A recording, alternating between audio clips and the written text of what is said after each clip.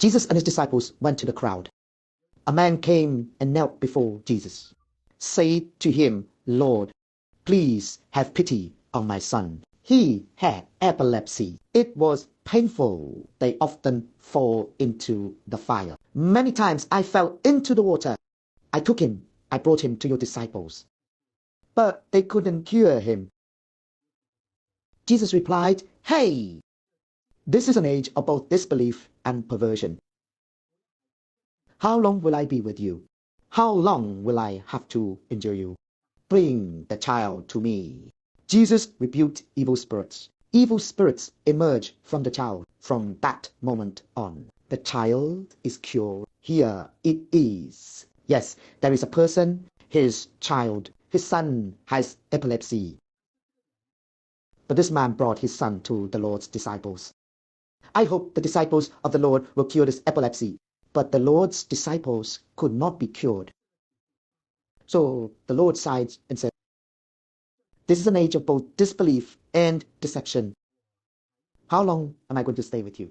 I still have to be patient with you. When will you arrive? You say you don't believe it and are deceived. What does it mean to not believe? Do not believe in the name of the Lord. There is no confidence in the name of the Lord. Therefore, the Lord said that this was an unfortunate and perverse time. Paradox is a departure from the truth. It is a departure from the era of Christ for the Lord. Do not believe in the name of the Lord. The Lord is very silent. How long will the Lord say that I will stay with you? How long will I have to endure you? At this moment, the Lord came into the world just to make people believe in him. But because of unbelief, so the Lord sighed and said, How long will I have to stay with you?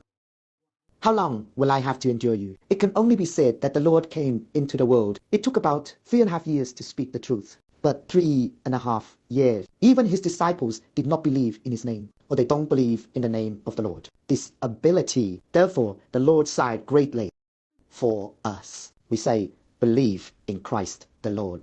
Let's say we call it faith. Does this letter matter? Very, very important. That is to say, we are often attacked by evil spirits, or often weak. It is because of this letter. The heart of faith is not strong. Therefore, they were attacked. Believe it. Believe it. I don't fully believe it, or a small letter. Therefore, we cannot win. The Lord came into the world. It is to build our hearts of faith. Even so, one person recognized Jesus as Lord. It is Christ, the Apostle Peter. Therefore, the Lord said that the Lord's congregation would be built primarily through this rock. Then this rock refers to Peter's faith was strong, solid enough to become a rock. That is to say, for the Lord, the gospel is faith. Oh, that's what we're talking about. There's a word called justification by faith. It's the right base, the letter of the Lord Christ. You will become righteous. He is no longer a sinner. Once the letter is firmly established, the letter is firmly established. But if you don't believe me, the Lord is unwilling to help us. We know how to drive out evil spirit. Let the disease be cured. It is the authority of the Lord Christ. But to whom will the Lord Christ grant this authority? To those who believe. Those who have strong faith in the name of the Lord. The Lord is willing to grant him this authority. But what if there is no strong faith?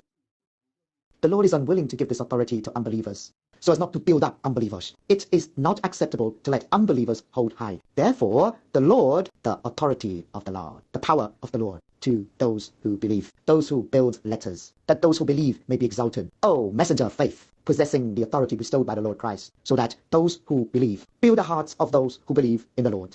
That's why, so we can understand. It turned out that the disciples could not cure disease.